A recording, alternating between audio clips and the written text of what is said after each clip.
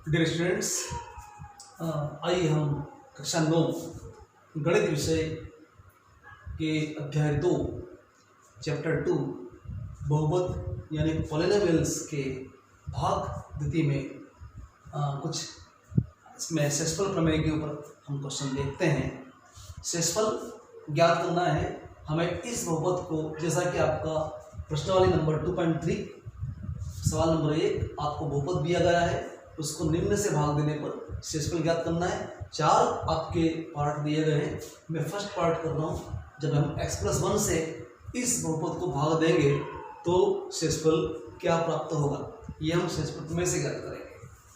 आप इसको मान लीजिए बहुपद को जब दिया गया है तो दिया है, या मान लेते हैं हम, माना कि px बराबर, चूँकि x का बहुपद है इसलिए px मान रहे हैं x की power 3 plus 3x² plus 3x plus 1, ये हमने इस बहुपद को px के द्वारा लिख दिया है। अब हमें इससे भाग देना है तो आप शून्य ज्ञात कर लीजिए। अगर x+1 को हम 0 रखते हैं तो x का मान क्या होता है, -1। ये क्या हुआ, ये इस बहुपद का शून्य हुआ है। अब x = -1 रखते हैं इसमें, तो x = -1 रखने पर हमें डायरेक्टली शेषफल मिलेगा, जो आपको p-1 जो प्राप्त होगा, p-1 यही आपका शेषफल होगा। ठीक है, शेषफल p-1। देखिए -1 की घात 3, जहाँ जहाँ x दिखाई दे रहा है वहाँ वहाँ मैं -1 पुट कर रहा हूँ, या रख रहा हूँ, +3 × -1 + 1। अब देखिए माइनस की घात जब विषम होती है तो माइनस आता है, चाहे संख्या कोई भी हो। 1 की घात 3, 1 × 1 × 1 1 ही आ जाएगा, +3 × आपका यहाँ पर -1 की घात 2 तो प्लस में आ जाएगा 1। यहाँ पर आपका +3 × -1 जो कि -3 हो जाएगा, और +1 आगे और हल करके देखते हैं। -1 + 3 × 3 पहले गुणा हल होता है, -3 + 1, 3 आप 3 से कैंसिल कर सकते हैं क्योंकि प्लस माइनस है, ये भी आप कैंसिल कर सकते हैं, यानी 0 आ रहा है आपका। तो p-1 आपका क्या आ रहा है, 0 प्राप्त हो रहा है। अतः शेषफल जो होगा वो 0 होगा। अतः शेषफल जो होगा वो आपको क्या मिलेगा, 0 मिलेगा। ठीक है, तो इस बहुपद को जब हम x+1 से भाग देंगे तो आपका शेषफल जो है 0 प्राप्त होगा। अब हम इसमें एक चीज़ और निकाल सकते हैं कि आपको बता, मान लीजिए पूछा गया कि क्या x+1 इस बहुपद का गुणनखंड है या नहीं। देखिए गुणनखंड है या नहीं, तो आपको शेषफल निकालना है। शेषफल अगर 0 आता है तो ये बहुपद इस बहुपद का गुणनखंड है, यानी कि x+1 इस दिए गए बहुपद का गुणनखंड होगा। कब होगा, जब आपका शेषफल 0 प्राप्त हो जाता है। तो अगर ऐसा क्वेश्चन पूछा हो आपको कि आपको जांच करना हो कि क्या x+1 इस बहुपद का गुणनखंड है या नहीं, तो आपको शेषफल निकालना है। यदि शेषफल 0 आ जाता है तो वो गुणनखंड होगा। तो अभी आपका सवाल जो किया है इसमें जो x+1 से भाग दे रहे हैं हम, तो वो जो है आपका जो वो बहुपद का गुणनखंड होगा। ठीक है, एक और क्वेश्चन हम देखते हैं इसमें, क्वेश्चन नंबर 5। आपका केवल यही चेंज हो रहा है, 2 + 5x। अगर इससे भाग देते हैं तो आपका शेषफल क्या मिलता है, 5 + 2x। आपका ये क्वेश्चन है 5 + 2x। ठीक है, बिल्कुल वही करना है जो हमने पहले किया है। आपको 5 + 2x को 0 पुट करना है, 5 + 2x = 0। ठीक है ना, यदि 5x = 0 होता है तो आपका x का मान क्या मिलता है वो देखते हैं।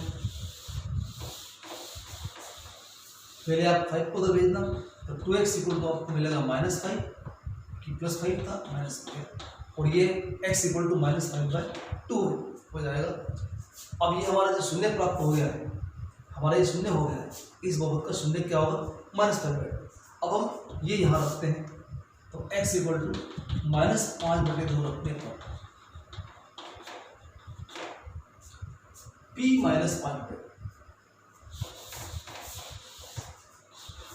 जहाँ जहाँ x लिख रहा है वहाँ -5/2, p-5/2 इक्वल्स टू -5/2 की पावर 3 प्लस 3 × -5/2 का स्क्वायर प्लस 3 × -5/2 +1 और आगे सॉल्व करते हैं इक्वल टू माइनस की घात विषम माइनस आएगा 5 गुणित 5 गुणित 5 की घात 3 है 5 25 125 हो जाएगा बटे 2 गुणित 2 गुणित 2 यानी कि 2 दूना 4 4 दूना 8 प्लस 3 गुणित यहाँ पे आप देखिए माइनस का स्क्वायर करने पर प्लस मिलेगा जो हम नहीं लिख रहे हैं 5 का स्क्वायर आपका होगा 25 2 का स्क्वायर 4 यहाँ पर आप गुणा कर दीजिए प्लस माइनस का गुणा माइनस 5 के 15 बटे 2 और आखिरी में +1 ये आपका +1 ठीक है।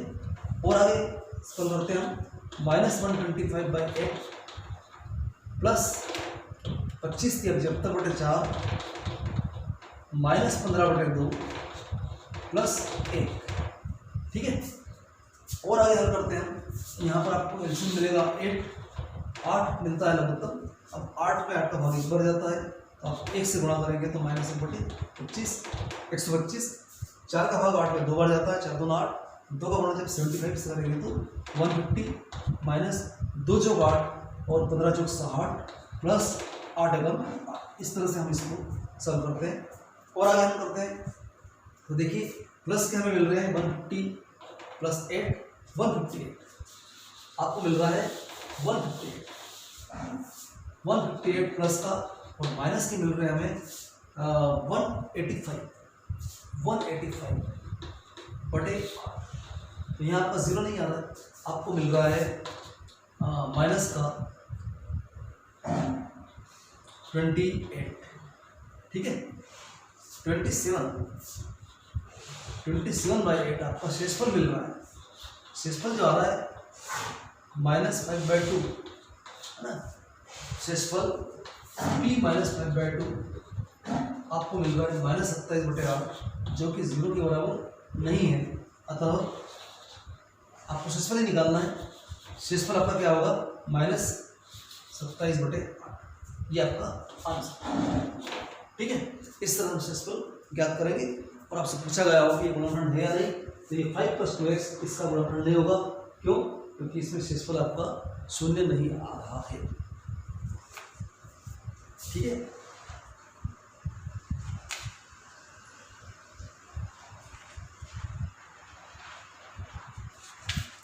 इस तरह से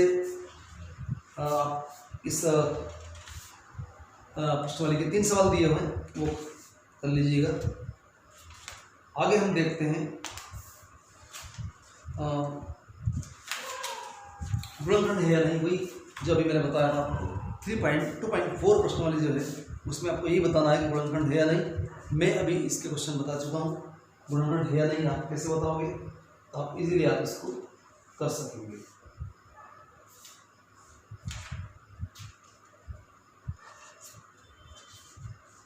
गुणनखंड ज्ञात कीजिए।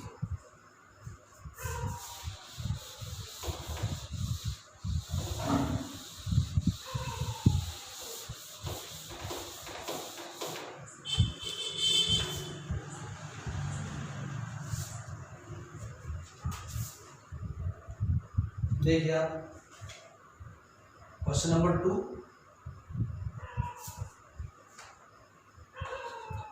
गुणनखंड प्रमेय लागू करके बताना है कि gx px का गुणनखंड है या नहीं। आपको दिया गया है फर्स्ट पार्ट में px आपको दिया गया है 2x³ प्लस x² - 2x + 1 और gx दे रखा है हमें gx = x + 1। हमें बताना है कि gx px का गुणनखंड है या नहीं है तो हम इस gx को 0 रखते हैं पहले gx = 0 ठीक है। तो आपका gx का मान क्या है x + 1 x + 1 = 0 x की वैल्यू कितनी आ गई -1। अब हम x = -1 यहाँ रखते हैं और शेषफल ज्ञात करते हैं ठीक है। x = -1 रखने पर ठीक है इसमें दिए गए बहुपद में जब हम रखेंगे तो आपको मिलेगा p - 1 = 2 × -1³ प्लस -1 का स्क्वायर -2 × -1 + 1 और आगे चलिए तो 2 × -1³ आपको -1 मिलेगा और यहाँ पर आपको 1 का स्क्वायर 1 मिल जाएगा और माइनस माइनस का प्लस 2 एकम 2 +1 और आगे हल करके इसमें आपको माइनस प्लस की गलती बिल्कुल नहीं करना है कि बीजगणित है अलजेब्रा, -2 +1 +2 +1, यानी आपका 2 तो कैंसिल हो रहा है, 2 से आपको मिल रहा है 2 +1 2। इस तरह से आपका शेषफल जो मिल रहा है, शेषफल आपका p-1 जो मिल रहा है, शेषफल 0 के बराबर नहीं है। शेषफल p-1 is not equal to 0, है ना। ठीक है, कैसा हो सकता है आप शेषफल, अतः शेषफल p-1 0 के बराबर नहीं है, अतः x+1 जो होगा आपका gx जो होगा वो px का गुणनखंड नहीं है, का गुणनखंड नहीं है। बस ये आपका एंड हो जाएगा। अगर 0 आता है तो गुणनखंड होगा। ये बात मैं पहले ही बता चुका हूँ और आपने क्वेश्चन से भी आपने देख लिया है। एक और बहुत महत्वपूर्ण प्रश्न आपके सामने, जिसमें आपको k का मान ज्ञात करना है जबकि गुणनखंड है या नहीं है। ये क्वेश्चन आप देखिए, क्वेश्चन नंबर 3, k का मान ज्ञात कीजिए जबकि निम्न स्थितियों में से प्रत्येक स्थिति में x-1 px का गुणनखंड हो। तो आपको इसका फर्स्ट पार्ट मान लेते हैं हम, px दिया है आपको, px बराबर x² + x + k, ये आपको दिया है और हमें जो है x-1 गुणनखंड है या नहीं बताना है। तो x-1 = 0, ठीक है, इसको रखते हैं हम। तो x का मान क्या आ जाएगा, 1 आ जाएगा। x का मान 1 प्राप्त होगा और हम अब शेषफल निकालते हैं। शेषफल आपका जो p-1 है ना, p1 x = क्या रखना है, x = 1 रखने पर, ठीक है। तो p1 = आपका बनेगा 1² + 1 + k, ठीक है। तो आपका ये शेषफल कितना आ जाएगा, 1² 1 + 1 + k, यानी 2 + k या k + 2, ये आपको मेरा शेषफल p1। अब हम देखते हैं कि हमें दिया गया है प्रश्नानुसार, हम ऐसा लिखेंगे, प्रश्नानुसार आपका जो x-1 है ये क्या है, x-1 इस px का गुणनखंड है, px का गुणनखंड है, ठीक है। जब गुणनखंड होता है तो शेषफल क्या होता है, अतः आपका जो शेषफल आ रहा है p1 = क्या होगा, 0, ठीक है। शेषफल p1 बराबर 0 और p1 का मान आपको मिल रहा है 2 + k, या आप 2 + k रख दीजिए, 2 + k = 0, अतः k का मान आपका आ जाएगा -2, यही आपका आंसर है, ठीक है। तो आपको निकालना क्या है, आपको शेषफल निकालना है और चूंकि गुणनखंड है इसलिए आपका वो शेषफल जो आपने निकाला है वो 0 होगा और आप उसमें वैल्यू पुट करके k का मान ज्ञात कर सकते हैं। बहुत ही इंपॉर्टेंट प्रश्न है, इसमें आपको 4 सवाल दिए गए हैं, आप इसको करके देखिएगा, ठीक है। अब गुणनखंड ज्ञात कीजिए। आपको गुणनखंड ज्ञात करना है किसी बहुपद के, तो आप उसको कैसे हल करेंगे,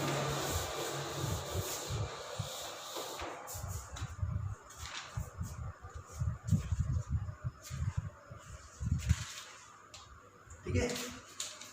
देखते हैं गुणनखंड हम कैसे हल करेंगे। क्वेश्चन नंबर 4, ये आपको 10th क्लास में भी काम आएगा। गुणनखंड ज्ञात कीजिए, क्वेश्चन नंबर 4, और यहाँ पर आपका फर्स्ट क्वेश्चन से दे रखा है 12x² - 7x + 1, इसके हमें गुणनखंड करना है, गुणनखंड करना है। अभी ये द्विघाती बहुपद दिख रहा है, द्विघाती बहुपद, तो हमें इसको गुणनखंड 2 प्राप्त होंगे, 2 इसके फैक्टर होंगे, ठीक है। अब कैसे गुणनखंड करना है, आपको सबसे पहले ये देखना है कि यहाँ पे x² का गुणांक क्या है, 12, उसमें गुणा करेंगे, अचर पद क्या है, +1, उसका गुणा करेंगे, कितना मिलेगा, 12 × 12। अब हम इस 12 को क्या लिख सकते हैं, देखिए आप 2 × 6 लिख सकते हैं, वही 12 होता है। और आगे बढ़ते हैं, 3 × 4 भी लिख सकते हैं, 3 × 4 भी लिखा जा सकता है। उसके बाद क्या होगा, 4 गुणित 3 जो कि आपको मिल गया है, 6 गुणित 2 वो आपको मिल गया है। तो आपको एक लिखना है दोनों में से, 6 गुणित 2 लिखो या 2 गुणित 6 लिखो, ये लिखो या इसका उल्टा लिखो, ये लिखो या उल्टा, ठीक है। ये आपको गुणा 12 को हम ये लिख सकते हैं 3 तरीके से। अब हमें देखना है बीच वाला पद आपका क्या मिल रहा है, 7 मिल रहा है। अब देखिए 7 मिल रहा है तो हमें जोड़ने घटाने पर 7 मिलना चाहिए। 12 और 1 13 होता है, घटाने पर आपका 11 हो रहा है, इसलिए ये गुणनखंड नहीं हो सकता है, ठीक है। 2 और 6 8 होता है, घटाने पर 4 हो रहा है, ये भी आपका नहीं हो सकता क्योंकि हमें चाहिए 7। अब लास्ट में हमारा ये बच रहा है 3 और 4, इसके गुणनखंड हो जाएंगे 7 के, ठीक है। 4 और 3 7 होता है। तो आपको करना क्या है, 12x² ऐसे ही लिखना है, माइनस आपका ऐसे ही लगा दिया, ब्रैकेट के अंदर आपको 7 को क्या लिखेंगे हम, 3 + 4 या 4 + 3 कुछ भी लिख सकते हैं, 3 धन 4 x, ठीक है। 3 धन 4 7 होता है, आपका आ रहा है +1। ये स्टेप आपने कर ली तो आपका क्वेश्चन बड़ा इजी हो जाता है। और ये आपको इसमें बड़े ध्यान से करना है। मान लीजिए 1 होता, हम क्या लिखते हैं 4 - 3 क्या लिखते हैं। अगर यहाँ 7 नहीं होता है तो अपन मानते हैं 1 होता, तो 1 को क्या लिखेंगे हम 4 - 3, फिर घटाने पर आपको 1 मिलता, ठीक है। तो आप इसके गुणनखंड सही करें। अब हम क्या करते हैं, x से गुणा कर देते हैं दोनों में, 12x² - 3x + 4x, ये आपका हो जाएगा। इसका गुणा कर दिया। अगले स्टेप के अंदर हमें क्या करना है, ब्रैकेट को ऑफ करना है या खोलना है। तो आपको मिलेगा 12x² - 3x और -4x, ये प्लस है, बाहर माइनस होने से ब्रैकेट के चिन्ह आपके बदल जाएंगे, प्लस का माइनस हो जाएगा, माइनस हो तो प्लस। ये आपके गुणनखंड हो गए हैं, ठीक है। अब हम देखते हैं दो के जोड़े बनाना। देखिए इन दोनों को मैं ब्रैकेट में लिख रहा हूँ, 12x² - 3x ब्रैकेट बंद, माइनस कॉमन निकाल लिया 4x, और चूंकि यहाँ प्लस है इसलिए आपको माइनस लिखना पड़ेगा क्योंकि हमने माइनस बाहर लिया है, ठीक है। अगर प्लस होता तो हम उसमें प्लस ही लिखते, माइनस होने पर हमें माइनस लगाना पड़ेगा। गुणा करके देखिए, गुणा करके माइनस +1 आ रहा है तो सही है, ठीक है। उसके बाद हम कॉमन निकालेंगे। कॉमन क्या होता है, कॉमन दोनों में से हम ओवरलिस्ट देखना है कि दोनों में से क्या निकल रहा है। जैसे 12 और 3, तो हम 3 के पहाड़ा बोलते हैं तो 12 आता है, इससे 3 कॉमन ले सकते हैं, 3 कॉमन अधिकतर ले सकते हैं, और x² से हम x कॉमन ले सकते हैं। हमने 3x कॉमन लिया, 3 का भाग लगा दो, 3 × 12, x बाहर आने पर यहाँ बचेगा x, और -3 कॉमन आ गया, x भी कॉमन आ गया तो बचेगा 1, ठीक है। ये आपका हो जाता है। गुणा करके देख लीजिए, 3 × 12 x का x पे गुणा x² आ रहा है, -3x ये आ रहा है। अब इसमें से कॉमन कुछ नहीं निकल रहा है तो हम क्या करेंगे, एक तो कॉमन लेना ही पड़ेगा हमें। एक कॉमन लेने पर आपको 4x - 1 को ऐसा ही लिख देना है। जब भी एक कॉमन आएगा तो आपको इसे लिखना है। अब देखिए ये और ये फैक्टर आपका दोनों जगह दिखाई दे रहा है, 4x - 1 यहाँ भी आ रहा है तो वहाँ भी आपका आना चाहिए, तभी आपका क्वेश्चन सही होगा, ठीक है। तो जब पहला गुणनखंड आपका आ जाता है तो आपको अगला गुणनखंड वही लाना है, ठीक है। तो 4x - 1 को हम एक बार लिख देंगे या कॉमन ले लिया तो आपको मिलेगा यहाँ से 3x और यहाँ से -1। देखिए आप 4x - 1 को हटा के देखिए आपको क्या दिखता है, 3x - 1। तो इस तरह से ये दो गुणनखंड आपको मिल जाते हैं, ठीक है। दो गुणनखंड आपके प्राप्त हो जाते हैं। इससे आगे हम क्वेश्चन 10th क्लास में पढ़ेंगे। अभी हमको केवल गुणनखंड याद करना है, तो ये आपका आंसर सही है, ठीक है। इस तरह से आप क्वेश्चन इसके देखेंगे, और इसमें 4 क्वेश्चन दे रखे, आप इसको करने की कोशिश कीजिएगा।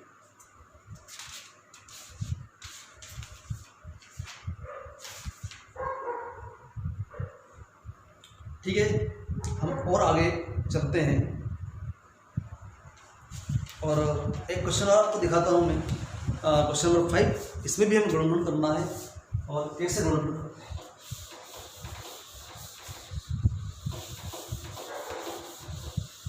क्वेश्चन नंबर 5, फर्स्ट पार्ट आपका है x³ - 2x² -x + 1, इसके हमें गुणनखंड करना है, ठीक है। देखिए दो पदों को लिख दीजिए आप, x³ - 2x² को एक ब्रैकेट में लिख दिया, माइनस कॉमन निकाला हमने, तो यहाँ पे आपको बचेगा x और -1, ठीक है। x - 1 प्लस का हमें क्या लिख दिया, माइनस, क्योंकि बाहर माइनस। अब इस दोनों में से कॉमन क्या निकल रहा है, संख्या तो कुछ नहीं निकल रही है, x² ले सकते हैं, एक्स स्क्वायर, दोनों में से कम घात कौन सी है? एक्स स्क्वायर, उसको मैंने बाहर निकाला। तो जब क्यूब में से एक्स स्क्वायर बाहर निकलता है तो एक्स बचता है, और यहाँ पर आपका 2 बचेगा क्योंकि एक्स स्क्वायर बाहर हम निकाल चुके हैं, एक्स स्क्वायर माइनस 2। अब यहाँ पर आपका जो आ रहा है यहाँ पर +2 है, सॉरी +2 आपका है, प्लस यहाँ -2 है। देखिए अब इन दोनों में से कॉमन कुछ नहीं आ रहा है, तो 1 हम लिखेंगे -1 x -2। देखिए पहले भी x -2 दिखा था, यहाँ भी x -2 दिख रहा है, कॉमन निकालो x -2, जब इसको छोड़ेंगे तो हमें मिलेगा x² -1। हमें लगता है कि आंसर आ चुका है, लेकिन अभी ये आंसर पूर्ण नहीं है। क्यों पूर्ण नहीं है? क्योंकि आपका यहाँ पर द्विघाती बहुपद दिख रहा है, इसको हमें रैखिक बनाना पड़ेगा। उसके लिए क्या होगा? x -2 ऐसा ही एक आपको गुणनखंड प्राप्त हो गया। x² -1 को हम लिखेंगे 1 का स्क्वायर, 1 को क्या लिखेंगे? 1 का स्क्वायर लिखेंगे। आप चाहे तो एक ब्रैकेट यहाँ लगा दीजिए, x² -1 का स्क्वायर, ऐसा मैंने लिख दिया है। क्यों लिखा है? क्योंकि मुझे फॉर्मूला लगाना है a² - b², और a² - b² सूत्र क्या होता है आपका? सूत्र आपका होता है a² - b² = a + b × a - b। तो आपका ये बन जाएगा x -2 ऐसा ही, a आपका ये है, b आपका ये है, एक बार प्लस में लिख दीजिए x + 1, एक बार इन दोनों को माइनस में लिख दीजिए x -1। इस तरह से ये आपके गुणनखंड हो जाएंगे, ठीक है। तो इस तरह से हम दो पदों के जोड़े बनाकर हम जो है कॉमन लेकर बहुपद के गुणनखंड ज्ञात करेंगे। बड़े इजी क्वेश्चन है, अगर आप ध्यान से इनको पढ़ेंगे, माइनस प्लस का प्रयोग सही करेंगे, है ना, गलती नहीं करेंगे, तो आपके गुणनखंड बड़े इजी हो जाएंगे। और आगे चलते हैं हम।